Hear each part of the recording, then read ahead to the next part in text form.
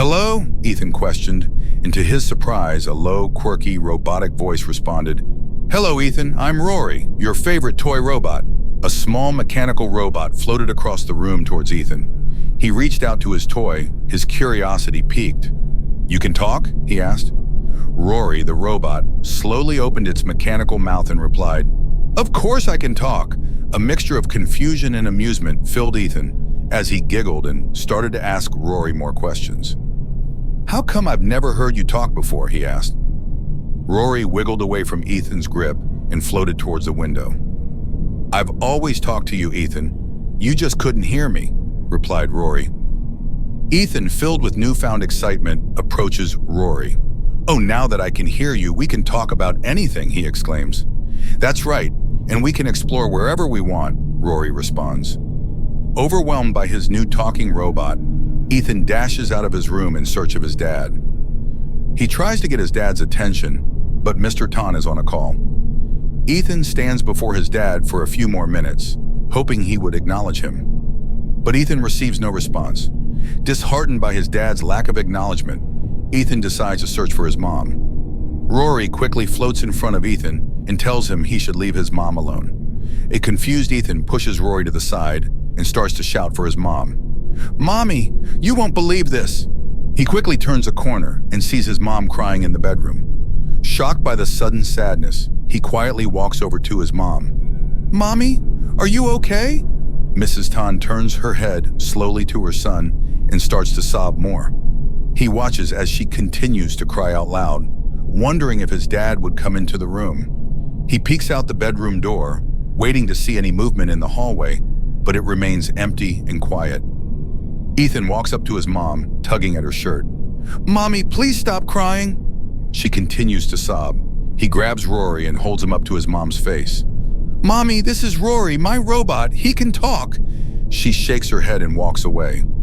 Saddened by his mom's response, Ethan runs back to his room. He tosses Rory on the bed and starts to cry. Don't cry, my boy. She isn't worth your tears, says Rory. Why didn't you say something to her? Cries Ethan. Don't worry, she'll hear a lot from me soon. Ethan sits in his bed and starts noticing that Rory has grown in size. Why are you bigger now? He asks. Rory chuckles. Don't you think I look cooler this way? Proclaims Rory. Ethan gets off the bed, wipes his tears, and examines Rory. Yeah, I guess you're pretty cool. Do you want to play a game? Asks Rory. A little weary but curious, Ethan says yes. Follow me, and I promise you the best adventure you'll ever have, says Rory. The two leave the bedroom and walk down the hallway toward Mr. Tan's office. Rory gestures for Ethan to enter the office, but he hesitates. Come on, Ethan, I promise you it's okay. He doesn't budge. Something in the pit of his stomach is telling him not to enter the office. He quickly runs off in search of his dad. Papa, he calls out, but stops when he sees his dad sitting somberly alone in the living room. Papa, he calls out again, but gets no answer. Suddenly, Mr. Tan starts to sob. My son, he cries out. Papa, don't cry, I'm here. Mr. Tan quickly gets up, starts punching into the air, and kicks the couch aggressively. A confused Ethan backs away, watching his dad furiously cry out. You wicked, wicked woman, he shouts. Then suddenly, Mrs. Tan appears on the couch next to Mr. Tan. I'm so sorry, she cries. Mr. Tan drops to his knees, sobbing uncontrollably. Ethan walks up to his dad and places his hand on his shoulder. Mr. Tan continues sobbing. Why did you have to take our son? He says somberly.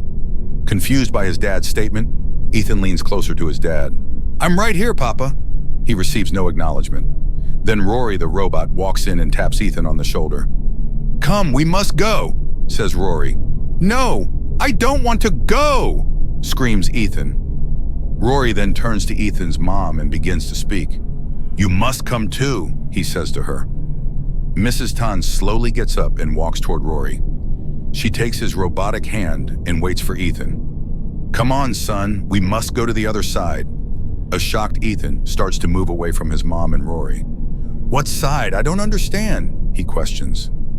Mrs. Tan starts to cry as she kneels to embrace her son. Your papa can't see or hear you. Do you understand? Ethan's eyes widen with tears. Why can't he see or hear me, Mama? Is Papa okay? He asks.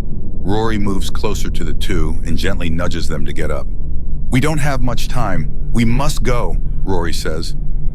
As they leave the living room, Ethan can hear his dad say a prayer under his breath. "Please guide my son safely to the afterlife." Just as he finishes those words, a bright light appears before Ethan. Rory the robot attempts to grab Ethan, but the angel steps in front of Rory with a stern look. "You will not take the boy." She quickly embraces him in her arms. She then turns to Rory and points at Mrs. Tan. "But she belongs to you." A quiet and now peaceful-looking Ethan is nestled in the angel's arms. Mrs. Tan tries to go after the angel, begging her to let her keep Ethan. But Rory the robot grabs her and says, "He isn't yours anymore. Not after what you've done." Rory hysterically laughs as a shocked and confused Mrs. Tan attempts to free herself from Rory's grip. "You're coming with me!" As the words flowed from Rory's mechanical mouth, the ground beneath them began to open up. "It's time to go home where you belong!" Rory yanks Mrs. Tan down to the fiery pits of hell.